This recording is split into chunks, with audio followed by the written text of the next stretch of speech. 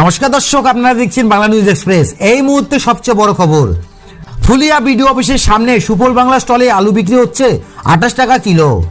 আলু পেঁয়াজ সহ অন্যান্য সবজির দাম যখন আকাশ ছোঁয়া, বাজারে অগ্নিমূল্যের কারণে আলুর মতন নিত্য প্রয়োজনীয় সবজি কিনতে যখন কার্যত পকেট পুড়ছে মধ্যবিত্তদের, তখন সাধারণ মানুষকে কিছুটা স্বস্তি দিতে রাজ্য সরকারের উদ্যোগে এবার সুলভ মূল্যের বাজার চালু করলো কৃষি বিপণন দপ্তর, যেখানে বাজার থেকে অনেকটাই কমে 28 টাকা কেজি দরে আলু কিনতে পারবেন সাধারণ মানুষ।